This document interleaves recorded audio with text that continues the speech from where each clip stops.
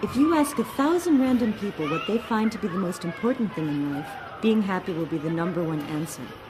Just ask some of the most noble thinkers what the ultimate goal of science is, and again, happiness will be their answer. Nowadays, even politicians are familiarizing themselves with happy indexes that show the well-being of countries rather than how rich they are. But what's going on with businesses? When will commercial organizations find their way to happiness and incorporate it in their product development and human resource management? The 28th of August 2007, the Haring Institute of Happiness organized the symposium, A Market of Happiness, in which experts from the fields of science and business came together to talk about happiness. In a congenial environment, speakers with different angles on happiness were successful in communicating their message. Happiness is a topic that is hard to define, but that didn't stop the participants of the symposium. Are you willing to take up the challenge? Politicians use happiness or quality of life in this sense, because it's their business to create a better society. Your psychologist uses the term in this way. If there's something wrong with you, you get a therapy. The utility of your life is emphasized by the priest. And there's no profession really interested in your satisfaction with life. But still, I go on with satisfaction with life. And if I speak about happiness, I speak about happiness in the sense of life satisfaction. Because I think that's worthwhile to promote. Pleasure is okay. Top experience now and then, it's okay. But this is really what we want to create for more people. And we speak about greater happiness for a greater number. We speak about happiness in the sense of life satisfaction. So what's really going on when you talk about happiness, that it's really difficult for people to have any understanding of their own happiness. I am doing a PhD study on a new neuromarketing technique. What wonders me most when I studied this neuromarketing thing is that we find out that we only about 1% of the information that comes to us we are aware of. So that's really very little, that we are only aware of 1% of the information that comes to us.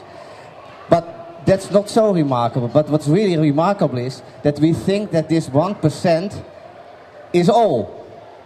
Because life satisfaction is a global judgment of life, so you can simply suffice with one question. How satisfied or dissatisfied are you with your life as a whole these days? If you ask this question in a general population survey in the Netherlands, say about 1,000 people, then most people say score 8. There's a very small percentage who scores 1. The percentage is very small, but it's many people. It's about 100,000 people.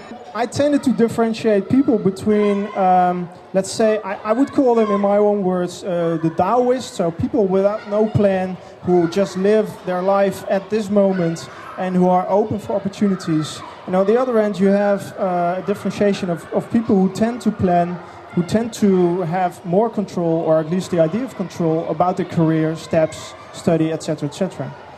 Well, on these responses, you can compute an average.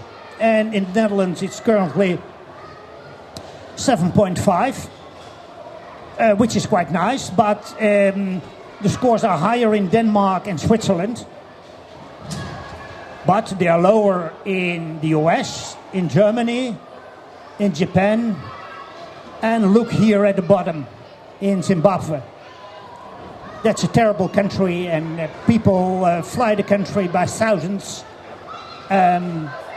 because it's so miserable up there.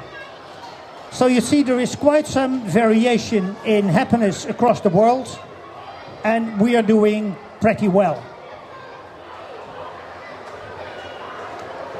Now, next question is, we score 7.5. Can we do better? I would say, yes, we should raise happiness if that's possible.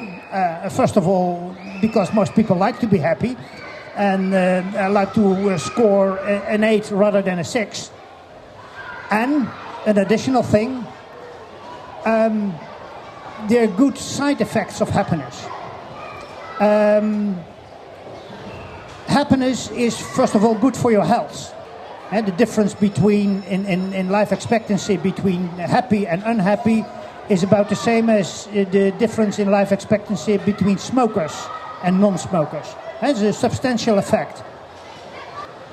When is this thing really important to have a look at your subconscious experiences? That's when you have to make decisions which really involve your happiness. So as the choice of your partner. And we live in a multiple choice society, and we have to choose all the time.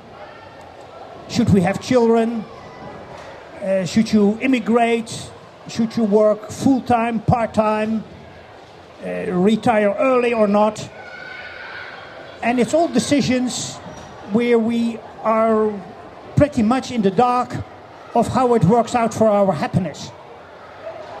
I think that Ruth emphasized or stressed that you need information for making the correct or the right choices. One of them is assess consequences of a lot of people. Second is, if you segment those people, then you can learn per segment and per type of people. And the last one is that, he predicts more or less that this will be diffused also into the market by mass media, like a newspaper, but maybe by movies, or by counselors and trainers and things like that. And so there is, you could say, about 50% of the differences in happiness could be corrected. So there is a market for improvement. Given the fact that happiness depends to some extent, and I estimated 25% on our choices, I would say if we make better choices, then we have less troubles of getting out and may gain a little bit of happiness.